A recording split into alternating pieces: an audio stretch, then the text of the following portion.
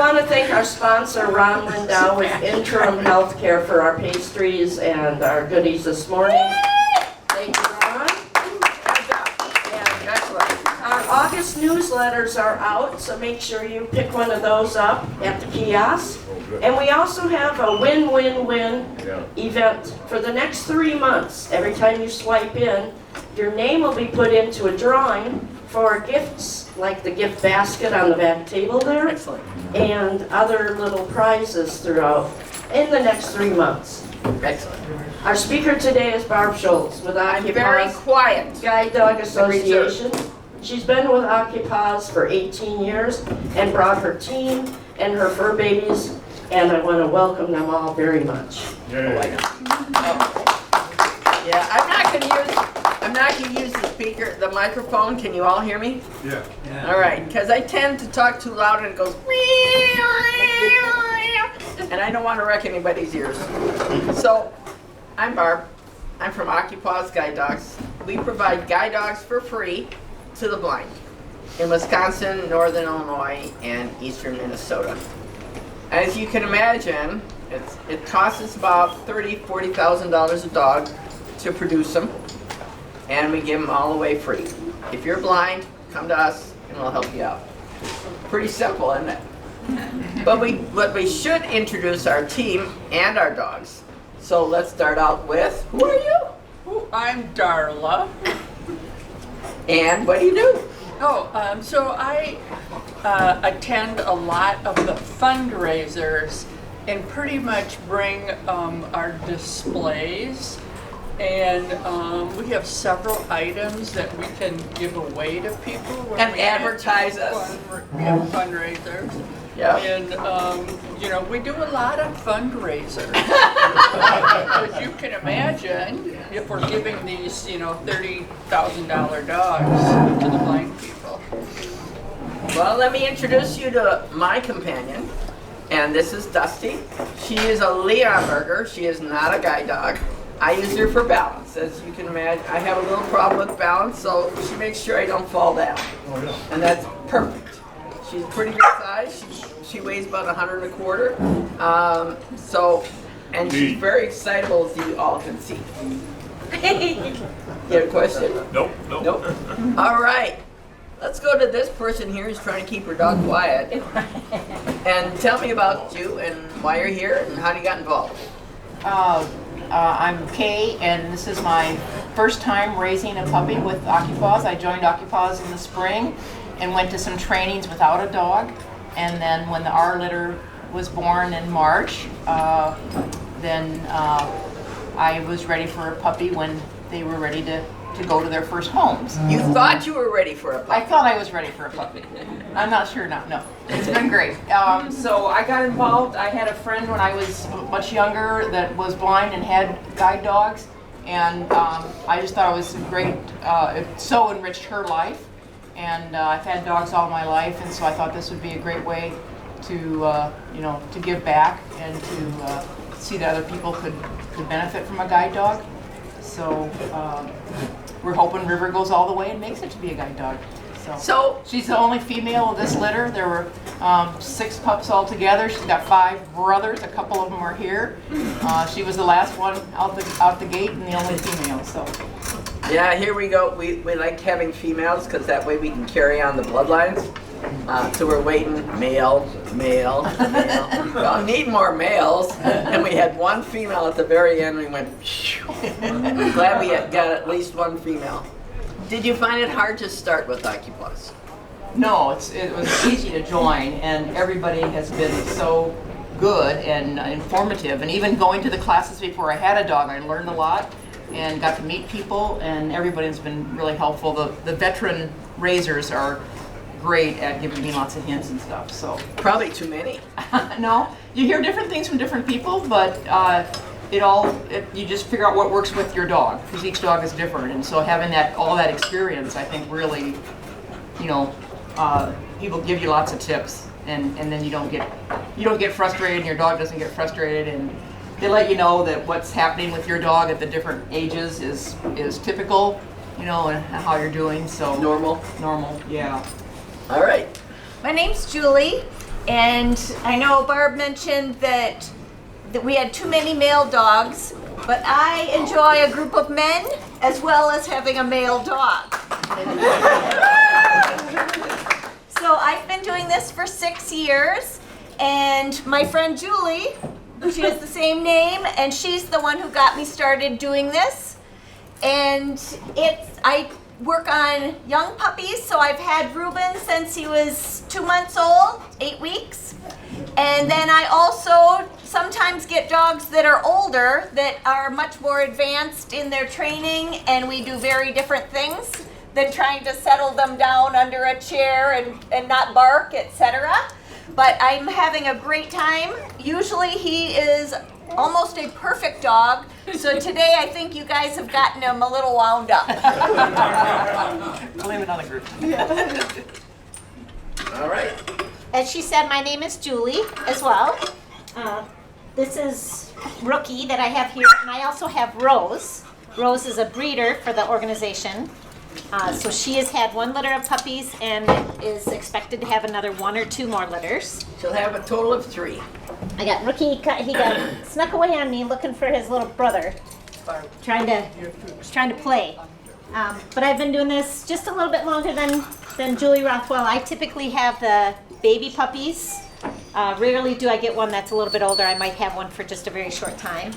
Often I have females, baby puppies, because Rookie will move on a little bit sooner than the baby puppies that I get otherwise, just because I have a breeder and we don't want any surprises Puppies? at our house.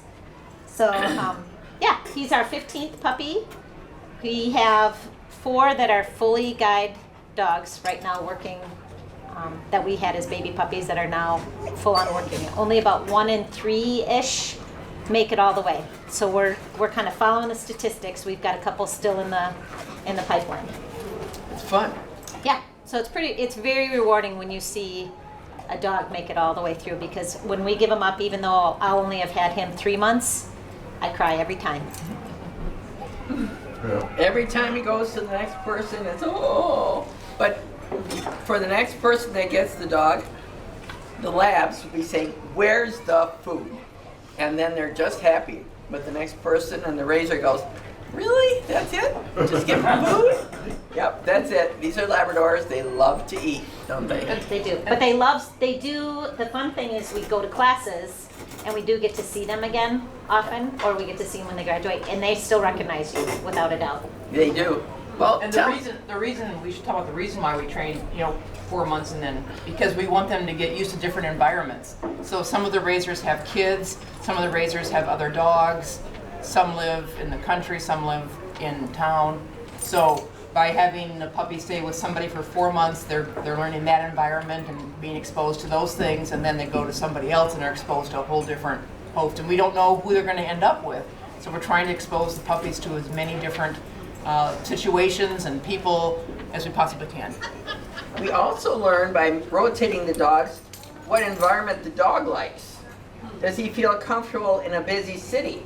Does he feel more comfortable with a family? Does he like kids a lot, or does he not really care for kids? So that's all part of choosing the dog and the client, making sure that everybody's happy. Now, you might see that all of these dogs are under a chair, right? Why do you put a dog under a chair? So all of us are trained to eventually get them so that they're comfortable and quiet, sitting under our legs, under a chair, so that if a client, a blind person, ends up going to a restaurant, we all take these dogs. If we go out to eat, we take them along, and they're starting to learn that environment, to not pick up food off the floor. They're not roaming around. They're not in the way if someone's trying to get through at a restaurant, in an office, whatever it is. So this is a nice, safe place where we want them to get used to being. They're right here with us. You'll see that we're treating them quite a bit. Eventually, when they're older, they don't need to be treated. They just lay under the chair. They might chew on a bone, but this is part of our training at this age, and will be until they go off to the official guide dog school training. fun, isn't it? We do it because we love it. Yeah, we all get paid a lot. In fact, I am going to double everybody's salary today. Yay! Kind of like that. You know what that is, right? Right. 0. But what do you do with the dogs if they don't make it? I was going to address that next. You are so smart. Okay, so what do we do? Well, if you can imagine a triangle, right? Down here are your pet dogs. Then you have the therapy dogs. Then you have various kinds of service dogs. And at the very top is your guide dog. So, not everybody makes it as a guide dog. Maybe, as Julie said, about 30%, 40% of all the dogs that we start in a litter will be guide dogs. And why is that? Because they have to be perfect. Our clients cannot see, so the dog can't be going off here or off there or barking or anything. It's got to be able to concentrate and be steady for our clients. But what do you do with the rest of them, right? Well, they become other kinds of service dogs. And that's another topic for us. So, who can name some kinds of service dogs? German Shepherd. No, not the breed, but what they do. Companionship. Companionship, that's called an ESA, emotional support animal. They are not covered under the ADA, and they are not considered service dogs. What about diabetic alert dogs? Deaf. Huh? Deaf dogs. Deaf. Yep, hearing dogs. Diabetic alert, hearing dogs. What else? Epilepsy dogs. If you've ever seen a diabetic alert dog work with a small child, they put, who is being naughty? They have to be perfect, you see. At 4 months old, they better be perfect or they're out of the program. No. The parents will put a diabetic alert dog under the crib of a child who's fragilely diabetic. And if the sugar changes in that child, we'll go get mom and say, there's a problem. And so mom and dad can sleep all night long without checking blood sugars all the time, because these babies are very, very fragile. But our dog, not our dogs, but a diabetic alert dog will follow up on that dog. So you have to see, what about PTSD dogs? PTSD is considered a service dog. And let's see, what do they do? What would a PTSD dog do? Well, what they can do is, say you're a gentleman that or a lady who's had bad experiences in service, you know, in the wars or just in general. And what they'll do is, say you're afraid to have somebody come up behind you. They'll stand behind you and protect the back. They won't growl or anything. They're just there and make the client feel better. Or if it's in front, you'll make sure nobody comes in front of you. No growling or anything. Just by the physical size, the dog will keep people away from you. Some of these people will have trouble entering their apartment or house if nobody is home, because there might be somebody there. So they send their dog in and they clear the room. They clear the house. Now the individual knows that there's nobody in their house, but they need that dog to reassure them that nobody's in that house. And they clear the room and they come back, they turn on the lights and they come back. Isn't that fantastic? It is just really a fantastic thing to see. Now, since you mentioned emotional support animals, let's talk about that. Not anybody can put a label on their dog and or a vest and say, this is my service dog, and they want to take it everywhere. Well, they haven't put in the time for the training, and I like to have my pet along. Don't you like to have your pet everywhere you go? But they're not service dogs. No, but they're not service dogs, right? They have to be quiet. They have to settle no matter where you go. They don't go up to people unless you have babies and they're learning. They have to be perfect in public. They can't poop in public. They can't do all these things. And you can't just put a label on a dog. I went to an obedience class, right? My dog is ready to be my emotional support dog that I'm going to take along. unfortunately, a lot of those people need those dogs, right? But they're not service dogs. There are psychiatric service dogs, but they're on a whole nother level. Who is barking? That's Rookie the son. That's Rookie? Let me tell you why Rookie and these guys are having a tough time. They were raised at my house, born and raised at my house. And this is Auntie Dusty. Auntie Dusty plays with them from about 4 weeks on, and when Mom goes home. And so they're all bonded to her, they're all bonded to me. And so this is a very, very hard environment for them. Right? Very We do hard. much better when we're not with other dogs. Oh yeah, much better. We've gone in restaurants and people will walk out and people say, "There's a dog in here?" That's what we And want. that's the way it is right now with him. Yeah, we want our people to, when we go to a restaurant, we don't want anybody to know that dog is actually there. We don't want that. You know, we don't want anybody to think that the dog is there. No whining, no barking, and as you said, when the environment is different, they'll be better, they'll be quiet. It's like asking your little young kid to be good when there's other kids playing around. No, that doesn't work real well, does it? No. You gotta let them be good, play, and then you ask them to be good. See, what else would you like to know? Oh, I was just gonna add a few of our other dogs. The first dog that I had a great time. He was so easy. He slept 23 hours a day, perhaps. And as he got older, I was working on the training that we all do. We have different, during how old they are, there's a list of training commands that we work on, and you keep progressing. Well, this boy Champ wasn't very interested in doing anything. But now he has his own Facebook page, and he works in a high school as a therapy dog for kids and students with special needs. So he found his perfect job. Yep. He's doing great. Another dog that was in our organization, a sibling of a dog that I had, he was too wild and crazy. Well, we're all made differently like that. But then he was sent to Connecticut, and he is a drug sniffing dog. And I believe within the first 6 months, he came up with a huge find of Millions of dollars. millions of dollars. So that was a job. There's also search and rescue dogs. So not all of us want to be an accountant or a doctor or whatever it is.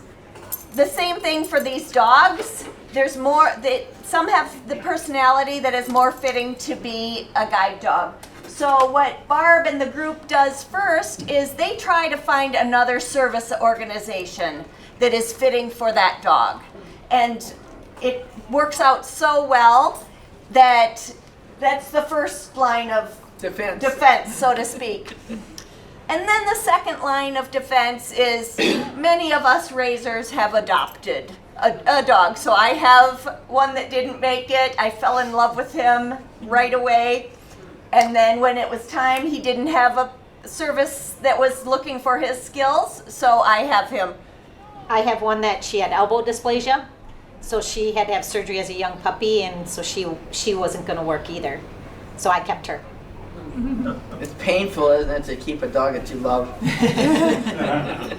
But you have to hit your limit. I'm at my limit. I'm not going to adopt any more dogs because I keep wanting to raise more guide dogs.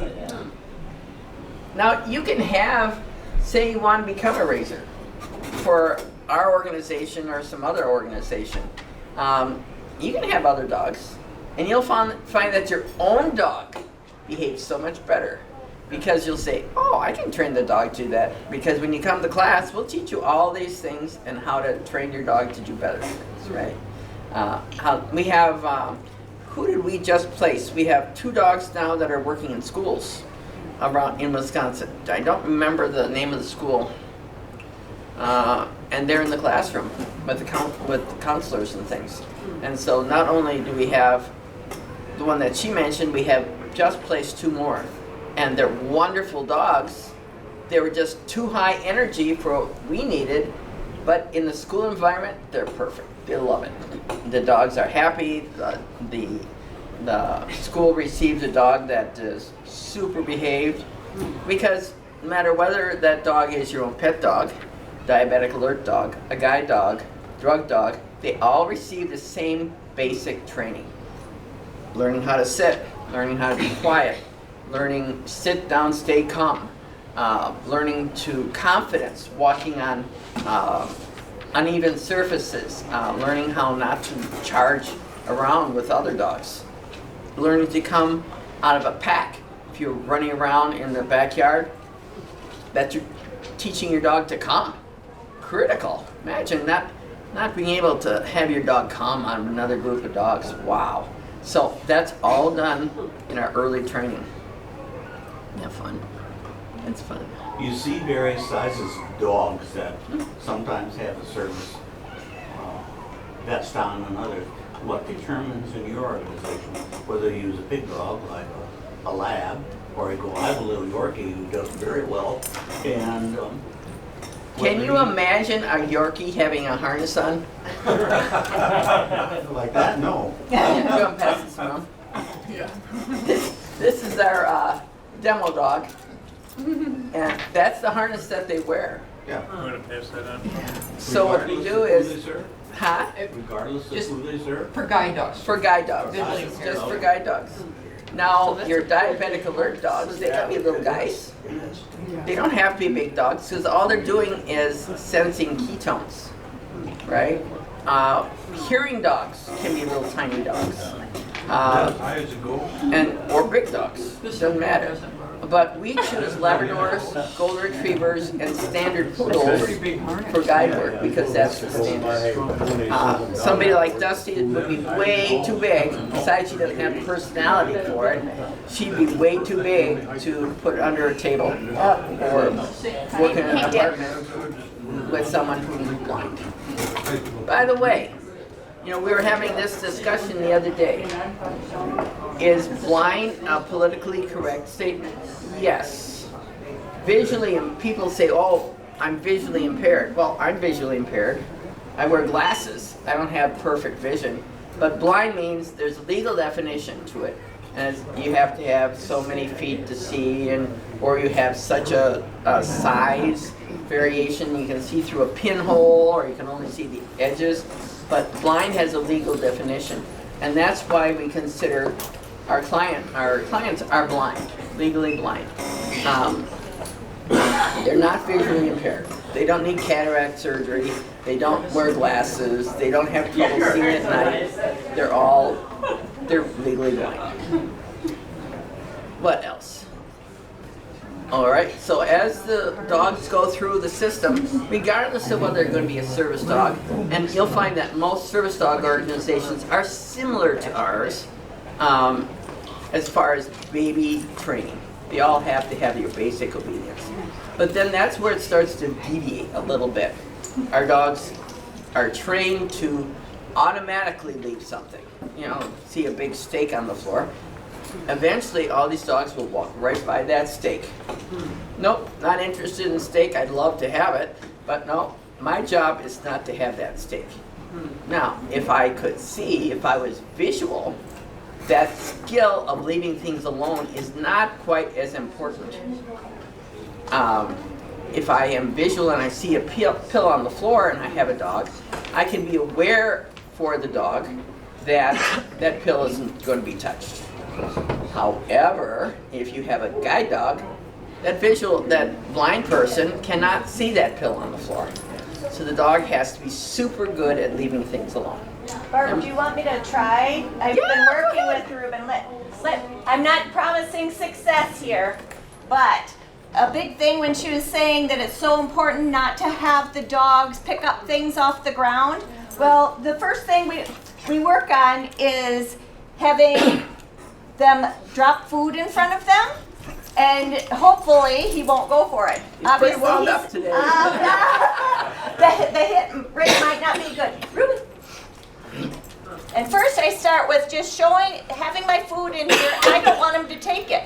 So once he stops sniffing it, which might not happen today,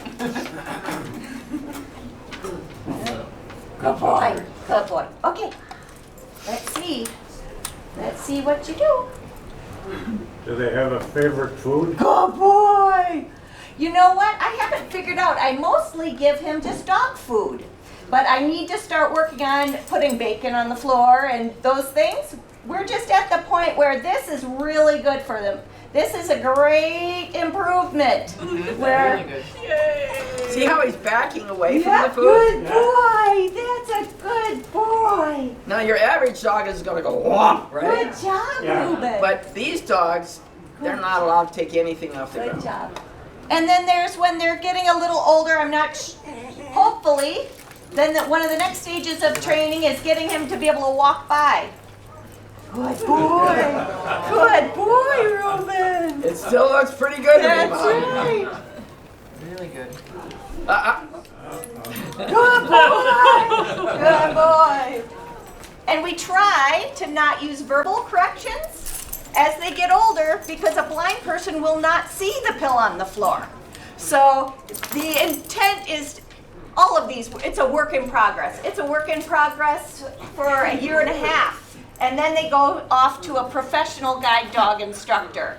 So this is just an example of, and this can be so fun. It's an activity that you don't have to work on a long time with them, but if you work on it a few times a week, eventually it's going to start sticking in their head. Now tell me how you feed your dog supper at night. So I always feed Ruben when he's in his crate. We want the crates, the kennels, their house. We want that to be a really great place for them to spend time. So you should see how excited he gets. I get his bowl, I put, Ruben, sit. Good boy, yes. I get the food out and I say the word crate. He runs across the family room and sort of dives into his crate. Like a quarter horse. Because he's so excited about what the treat is once he gets there. And then during the day, puppies can be a lot of work. So then I'll end up putting Ruben in his crate for a few hours so I can get things done at my house. And just the same thing when a blind person, sometimes you need a break, as you can see. But putting them and having them really like their crate is a wonderful, wonderful thing for all of us. So how do you teach them? You've got this wonderful bowl of food, and being labs, they're hungry all the time. You've got this food, and you put it in the crate. How do you tell the dog that it's okay to eat it?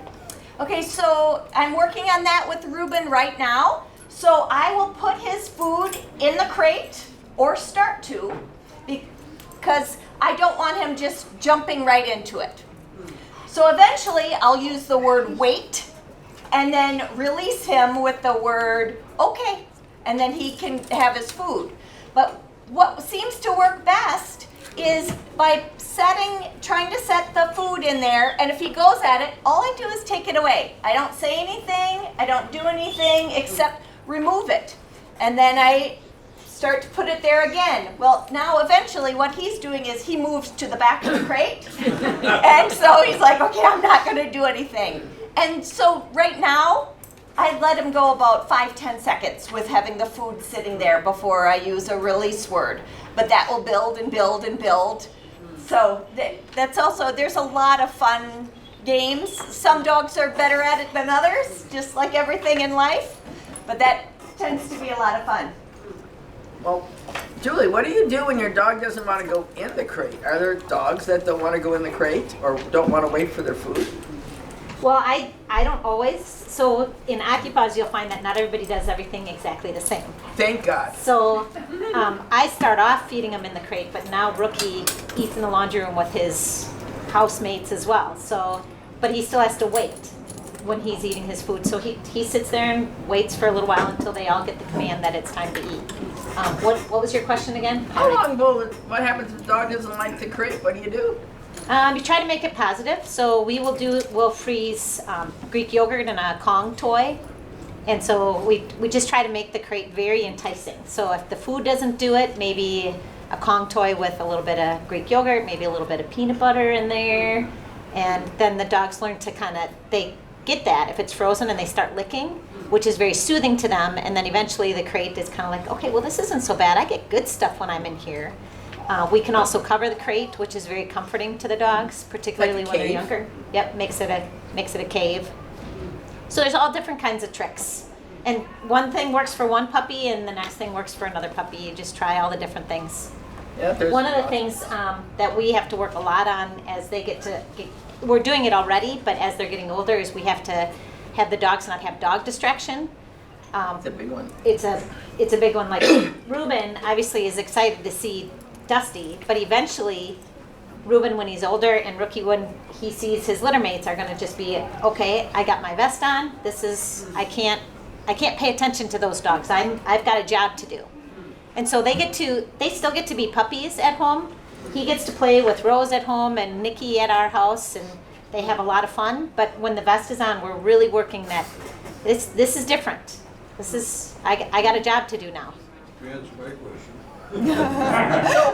That's long-winded, but Yeah, I was wondering if that vest made a difference with him. yes, Yeah. Why When he don't you puts vest explain- on, he's ready to work. When vest is off, he can play, right? he can play. They still have to be well behaved, Right, right. but they right. can. But it's not the They same be a rules. dog. Yeah, Right. They're not doing what they're supposed to be. They're working. They're working. Okay. And what can you do as a person who's out and about without a dog, and you see this cute little puppy that's maybe misbehaving, or an adult dog, and you love animals, and you really want to say hi to that service dog? What do? You leave it alone. You leave it alone. We get asked, Dusty and I get asked at least a dozen times a day, can I pet your dog? I don't want you to pet my dog. If I'm just sitting here and we're just chilling, that's okay. But when I'm out and about and he's next to me, she's next to me, I don't want anybody bothering her, because she's 125 pounds. I don't want somebody pulling me off my feet, because I usually don't use a chair, but today I didn't know how far I was going to walk and stuff, but I can't have her going off this way or going off that way, because she'll pull me right over. So avoid, pet your own dog at home, or pet your dog like this. These dogs are ready to be pet.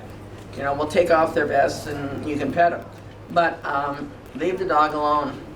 You know who's the best at leaving dogs alone? Kids. They've been taught in school and by their mothers and fathers and other people. We'll be at the mall and we're shopping or whatever, and somebody will want to come up and say, hi, how you doing?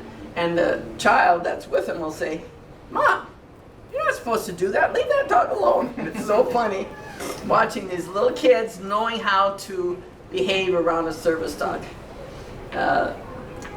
Out of curiosity, where can these service dogs go? Everywhere. Everywhere, except there are exceptions. If this place was owned, if the Monona Center was owned privately, I would have to ask permission to come in, because maybe they have somebody who's terribly allergic to dogs, right? So I would have to ask permission. But as far as doctors and hospitals and swimming pools, public places of recreation, restaurants, wherever that blind person can go, I can take my dog. And I can take a training dog with me.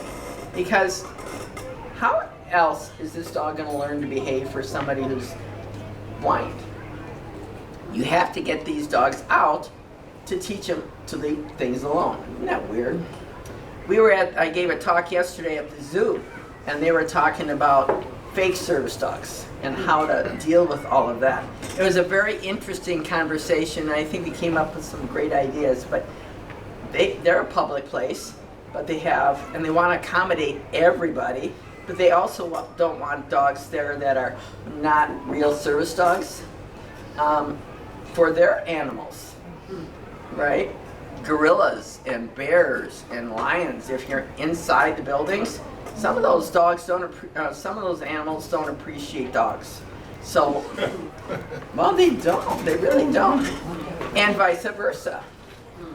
Some dogs, you take them into a well-trained service dog, you might take them into the gorilla house. And maybe it's terrified of the gorilla. Well, then just leave. You don't have to stay inside. You're not trying to prove a point. And if the dog gets upset, you're not teaching the dog anything. What you have to do is get him used to more things. Maybe take him outside first and then go slowly. Maybe make monkey noises at home or something and get the dog used to it. Or maybe the dog was just afraid of the building itself because they are sort of echoey. So maybe you have to go back and find out what was the problem. What was the problem? So the dogs get trained. They brought up by raisers, and we also have a prison program up at the New Lisbon prison. Yeah, I see you're looking and you say, yep. Up at the New Lisbon prison, we have 2 men, 1 dog in 1 cell. It's pretty tight in those cells, but the men do a terrific job. They're all volunteer, just like us, and I'll tell you what, those guys, they concentrate, they read, fabulous work. They do fabulous work. So at New Lisbon we have, how many dogs? 10 dogs and 20 men in the program. That doesn't sound like a lot, but it really is, because we have a coordinator up there that really does a great job answering questions. What happens if a dog gets sick while you're up there, and that sort of thing. When they leave there, the men have been watching these dogs and talking about their personalities and figuring out some of them have been there for a while. So they figure out what work would this dog do well at. And they usually do a very good job at coming up with, this dog loves to sniff. Great for hunting or for diabetic alert or drug dogs, or there's all sorts of things where this other dog can work. They're also very good at picking out, and our other raisers are very good at picking out illnesses. Got a little limp, let's take it to the vet and see what's going on. Very good at that. And the prison itself is very accommodating for all of this. Wonderful. We have a vet up there, Adams Marquette vet, and they will come out to the prison if we have lots of shots to give, or we absolutely can't get that dog to the vet. Wonderful people. I'm just amazed how kind people are as far as helping us help others. So after the dog leaves the prison program, they're about 1.5 years old. And we reacclimate them to life outside, trucks and cars and TV and children. And then if they make it that far, they'll be going away to our guide dog mobility instructors that spend 5 months working with each individual dog. 5 months where they learn the ins and outs of guide work. You think, oh, what's the big deal? The dog walks down the sidewalk and, the person hangs on, right? No. The dog is watching for holes in the ground. They're watching for trees up above. They're watching for left and right corners. Even though you're blind, and have a dog, you still have to know where you're going, right? You can't tell the dog, oh, go find a coffee shop. You still have to know where that coffee shop is. And the dog will get you there faster and safer. When you cross the street, how does a dog know when to cross the street? I get that question all the time. The dog will come up to the curb and wait, because it's a change of elevation and it's a street. And so, how does the dog know to cross that street? He doesn't. He has the right of refusal. So, there's no cars coming both ways. The blind person listens for the cars, listens for anything that's going on. Sometimes you'll have auditory signals, and they'll say, walk, walk. Have you guys heard those? Or the lights will flash. Flashing lights don't do any good, but walk, walk. And the dog will start across the street. What happens? What will the dog do if some guy or woman is turning into you on the right? They think they have the right to turn right without stopping at a stop sign. What do? What does the dog do? He stops and backs up away from the danger. That is his job. He doesn't tell the person when to cross. He just tells them when it's safe to cross, which I think is amazing. Can I give an example, Barb? Huh? Can I give an example? Oh yeah, please do. So one of the dogs that I raised and is now working is in a community that the client is able to walk with this dog to work every day. And so about a month after he got the dog, it does take a little while for the connection and for the dog to really get to know the person, etc. But he was walking to work and got to where he had to cross the street, and he has the vision impairment that he has is when the light's super bright, he just can see very little. But he looked, and he was looking into the sun, and at the same time, so he was ready to cross. He didn't see anything, but this dog stopped and would not move. And he thought, oh, what's going on? What's wrong with What's wrong you? with this dog? You know, okay, maybe we have to work through this. Well, then comes by a nice little electric car that was silver, didn't make any sound, and the person had not seen the dog or the client. And so In the crosswalk. right at the crosswalk. And so I saw the dog and the client we have an annual picnic in the summer. And so I asked for some stories, and he said, in the first month, this dog saved my life. And so that was one of those hugely rewarding times Moments. to think this is what we're doing this for. This is what it can make a lot of people quiet.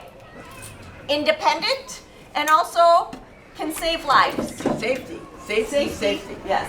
We had a person who was thinking about applying for a guide dog. He could sort of see, but he was legally blind. He did not use a cane. He was a guy who wasn't wasn't ready to use a guide dog yet. Wasn't ready to use a cane. He fell in a manhole. He was on the university campus. He fell into a manhole, and he wasn't hurt, but it sure made him think. It made him think about how could a guide dog help me? Because the dog will not cross that manhole. The dog will go around construction, and if the dog doesn't know what to do, he'll stand there and not move. So that's when you can help and say, do you need some help? And obviously, most of the time people say, yeah, I'm having trouble navigating, because remember, they can't see. Some of our clients don't have eyes. So they need someone to help them every once in a while, because you stand there and the dog looks confused, or stopping and the person looks confused. It's okay to ask, don't touch, may I help you? And if the guy doesn't need help, or woman doesn't need help, say, and they'll say, no, I'm doing fine. But they appreciate the fact that you didn't touch their dog, you didn't touch them, and you asked, may I help you? And that's all you have to do. Did they touch you? Huh? Say they want to put their hand on your shoulder when you go across, is that all right? That's okay. Normally what happens is, it's called sighted guide. We didn't talk about that, but sighted guide. So, I'm blind, I don't have a dog. So, sighted guide will mean that the person doing the guiding, i.e. the sighted person, might put out his elbow and say, my elbow is on your left side. They will grab the elbow with their two fingers, the blind person, 2 fingers, and you walk forward. Why is that? Why don't you want to grab the blind person? This way they have complete control. Say you're walking too fast for them, or say they feel insecure with you, right? That way they can just release the hand. You never want to grab somebody's hand who's blind. Close your eyes and imagine if someone would grab you. If you didn't know who it was or where you were, and you were confused or lost anyway, for whatever reason, imagine what that would feel like to you. So ask. Do you need some help? Don't touch them, they touch you. You have a question? I did. I want to make sure we cover the veterans program that you do. The what? The veterans program? Oh, yeah. Yeah? Yeah. Is it new or fresh? No, we've always had it. Always had it. All our veterans, if you were service connected or not, if you were a blinded veteran, right, and you need a dog, you'll get one free. And we try to put our blinded veterans farther up the ladder. So say you're just an individual who needs a guide dog. Great, I'm glad you're applying to us. But if we have a gentleman or a lady who needs a guide dog who's a veteran, we would prefer, if possible, if there are two people that are equal, that will give them to the veteran if at all possible. The VA, if you get a dog from an ADI organization like us, Assistance Dogs International, or an IGDF organization, which is us as well, the VA will pay for all the medical bills for that dog. They'll pay for surgeries or allergy testing or anything. The only thing you have to do is pay for its food. And I think that's pretty reasonable. We serve Wisconsin, Northern Illinois, and Eastern Minnesota, which covers all the VAs in that area. We love it. We love to be able to do that for our guys. Not that everybody else is put down the line. If you've been waiting 10 years for a dog and a new veteran applies, we'll still try to give it to the guy who's been waiting 10 years. Our wait list isn't 10, it's only like a year now. So if you apply for a dog today, you might get a dog in a year. That's the waiting list. That's quick. That's pretty quick. How long do dogs, what's their typical length of life? Oh, how long do they work? Yeah. So variable. On average, they'll work till they're about 12, which is a 10-year use. But near the end of that time, they'll get a little more tired. They might not be quite as sharp like all of us, right? I mean, 10 is pretty old for a dog sometimes. And sometimes, unfortunately, due to illness of the dog or the person, we might have to retire a dog early. So say you get one of our guide dogs and it becomes ill. Normal course of business, dogs get sick, we'll help you and then we'll give you another dog because it wasn't your fault. Or the other thing that'll happen is say you become ill and aren't able to use the dog the way you'd like to. Well, you've had the dog for however many years and we're not going to take that dog from you. It's your dog. It's your dog. And just because you became ill does not mean that we should say, oh, we're going to take that dog from you because you can't use it anymore. That's not right. If the person dies and is the dog only a couple of years, does that dog then go to somebody else? Ah, that's a very good question. Say you have some untimely death, right? Depends upon the dog. If you have a dog that's only been working a year or two, yeah, we can recycle that dog and send them out maybe with an older client or send them off to school and they can become school dogs or courthouse dogs. The value of that dog is not lost. However, if there's a family involved with children, and it'd be terrible to lose your loved one and your dog. So we'll just leave them there and you know. Sometimes people will get their second dog because their first dog can't work anymore or isn't as fast as it used to be, or maybe it's losing its hearing. They're subject to problems as well. They'll try to, and person sometimes can't afford to have two dogs. They don't have enough time for two dogs. We'll call up the puppy raiser and say, hey, you know, Fido is going to be retired due to no fault of the dog. Would you be interested in getting your dog back, right? Because they spend a lot of time working with that dog. Or say the children want to keep the dog, fine with me. Or the family, aunts, uncles, whatever. But again, the dog has to be going to an environment that would be conducive to the dog. We can't help the person anymore, but we can certainly help the dog to make sure that it's well cared for. Make sense? Barb, how many dogs are in training at a time? That's a various good levels. question. We have, including dogs that are out for guide dog training, we have about 50. It's a lot of dogs. Think about how much dog food. Just think about the dog food. Each dog eats about 3/4 of a 40-pound bag of dog food a month. They and the dog food we buy is generally on the upper end of price, so it's around $80, $70, $80 a month for food per dog. We give them flea and tick every month. Each dose is about, for flea and tick, each dose is about $10 a dose. And heartworm is another $10 a dose. So $20 just in basic veterinary. That doesn't include sickness or poodles. They need to be groomed. So that all adds up. And that's how much it costs with our 50 dogs to maintain them. It's quite a deal. Our guide dog mobility instructors, they live in North Carolina and California. And where else? Oregon. And so we fly. We have one of our volunteers is Castle, and she loves to fly. So we put the dog on the airplane with her, fly him out to California or North Carolina, and then we'll fly the trained dog back. It is the constant movement. We have one guy who's, his name is Dennis, absolutely fantastic instructor. He's 55 and 60, so he doesn't want to do all that walking when you're training. So he places all our dogs. It's wonderful. He's very experienced. He places dogs all around the world.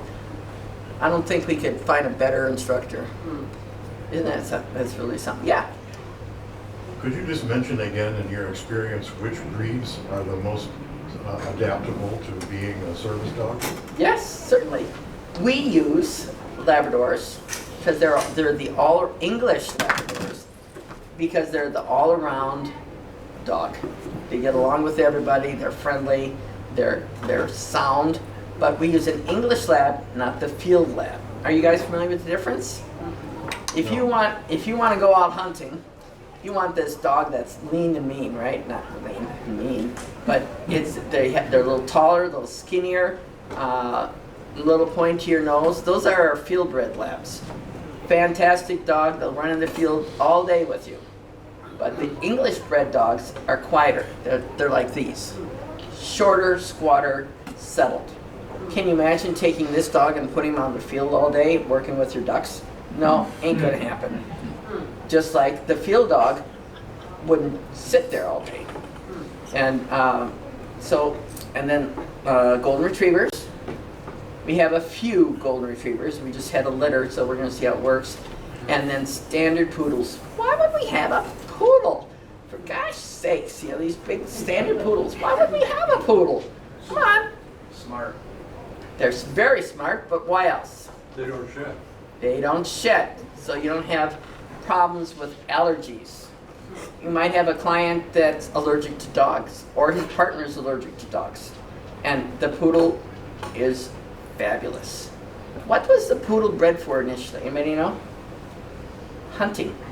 They were bred as working hunting dogs. These little dogs, the little poodles, that's not the original breed. The original breed is the big, strong hunting dog. Yeah.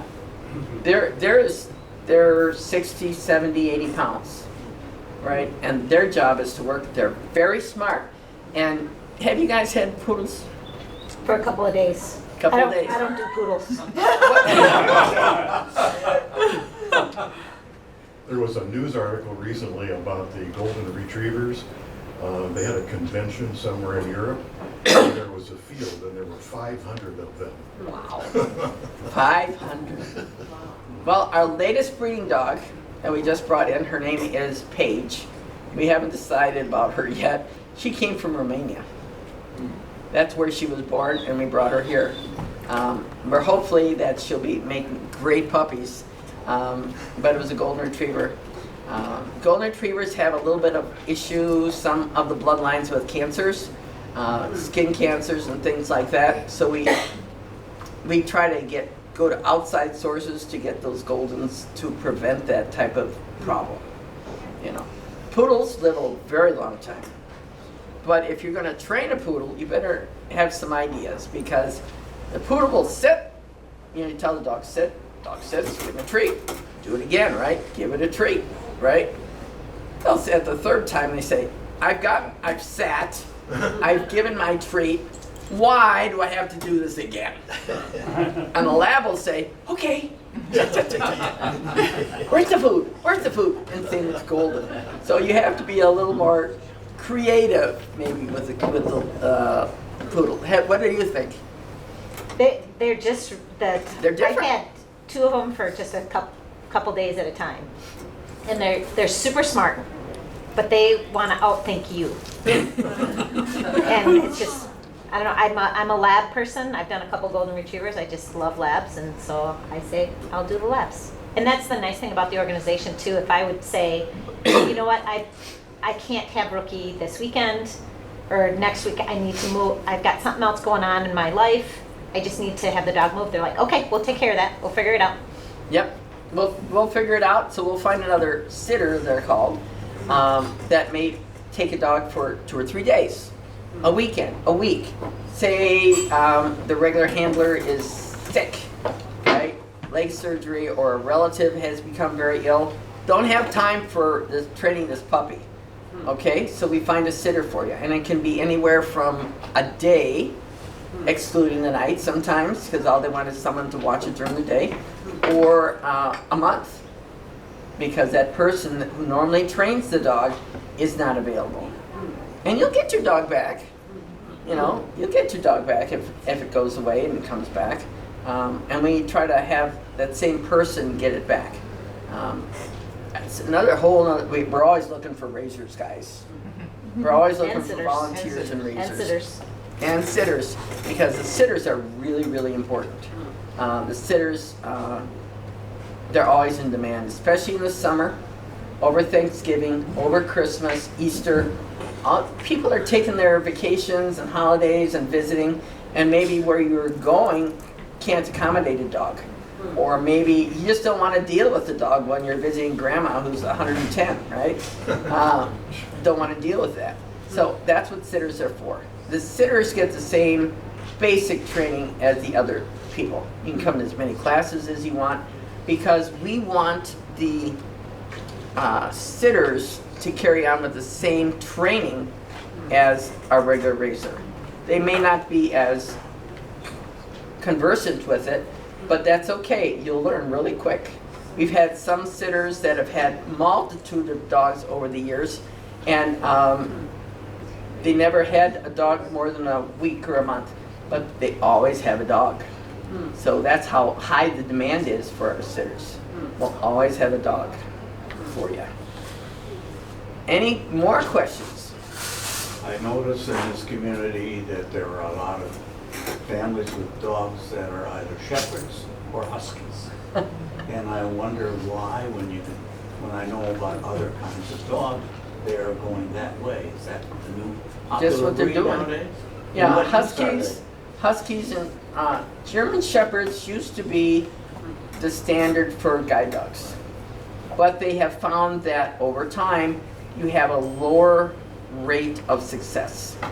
And they tend to be a little barkier. They tend to be a little bigger.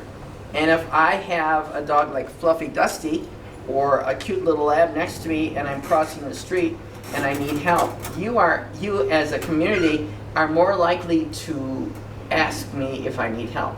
If you have this great big German Shepherd, you may not help this person because it's a shepherd, right?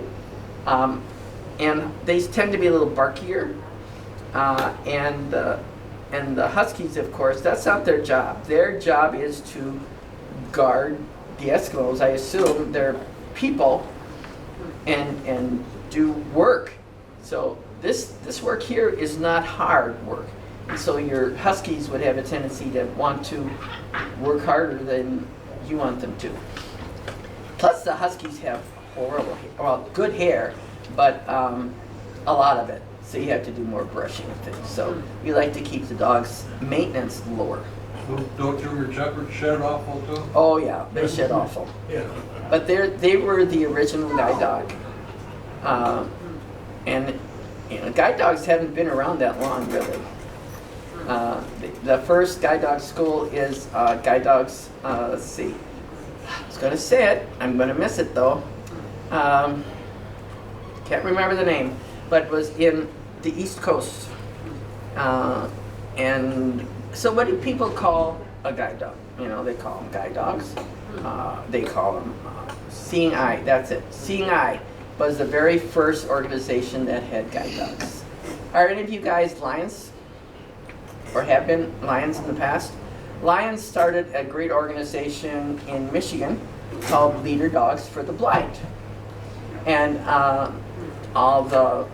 they had a member that needed a guide dog, and he wasn't able to get one. So this they decided to start an organization to train guide dogs for the blind. And they're doing a great job right now.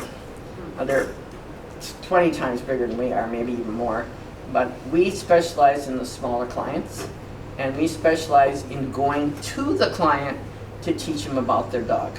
Most schools you have to go to them to get your dog. But us, we teach you in your own environment.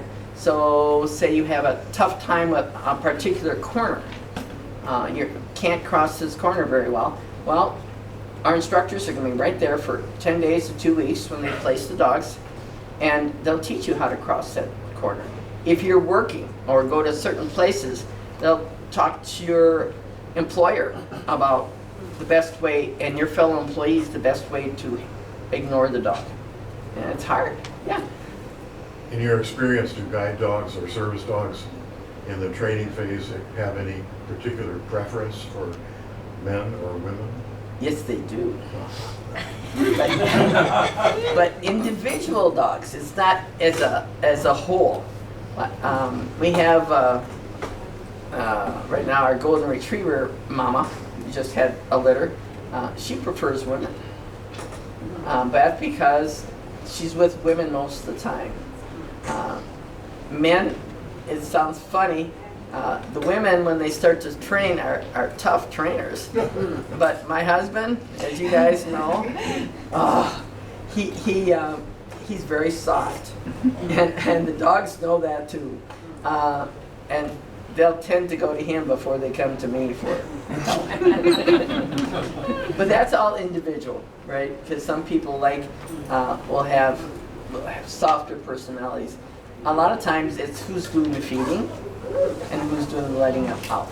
I tend to do the feeding, but I'm also the one that takes them to the vet.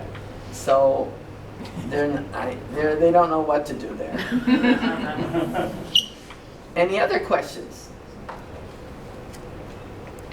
All right. All right. I expect to see everybody sign up to be a volunteer for us. Thank you, Barb. Thank you. Everyone on your team and all the fur babies today. And Now think about it. How old are these dogs, the babies? How old are they? St. Patty's Day. 4 months. They're 4 months old. Tomorrow, I think. That's huge. That's huge. Think about that. We only had a little barking from one. Not a big deal because it's a tough environment. 4 months old and they're already able to settle. So your own pet dogs can do the same things. Barb, did you mention the other volunteer opportunities, even if you can't be a sitter Oh, no, or I raiser? didn't. Go ahead.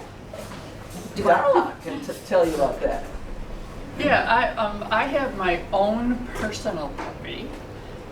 He's a teddy bear. He's now 7 years old. So he's a little lap dog. So I have chosen not to be associated with the puppies. But because we do so many presentations, we do so many fundraisers, and at our fundraisers we'll sell raffle tickets and things like that. Bratwurst. So, Thousands of bratwurst. oh yeah, we do brat fries at the shoebox, like, I don't know, 8-9 times a year, and bring in quite a bit of money for We're at the PAX organization. every weekend from September through, from the end of September through Halloween, twice a weekend. Thousands of brats. So if you guys like to cook, come on over. Yeah, so we need people to help do all of those things, because these wonderful volunteers are 24/7 with their puppies. So that's what I have opted to do, is Barb has allowed me to put together some type of a display for us. And, you know, we'll show up at all the fundraisers and greet people and explain to a lot of people what it is that OccuPaws does. And I love it. I love the interaction with people. I love the way people go, oh, guide dogs for the blind and no cost to the blind person. That's right. We also have, a lot of you have been professional electricians or plumbers or painters or whatever. None of those are hired out. They're all volunteer. We have one guy who's an electrician, so he comes out and does our electrical work. We have one guy who's a fabulous carpenter, so he comes out and fixes stuff for us because we don't hire all that done. It's all volunteers. So, and if you like to paint, or even if you aren't a professional plumber or whatever, most of you guys know a little bit about plumbing or a little bit about electrical stuff, and you can help us with those skills. We just built an outdoor run for our dog, for the puppies. Fabulous run. We got 6-foot fencing. We put an extra area in for the puppies. All that was done by volunteers. Our shed where we store the dog food, how big is that shed? Pretty big. It's all stored, and volunteers got together and built that building. And our electrician did the electrical. And we have a need for everybody's talent. You know, go on the website and take a look, or Facebook.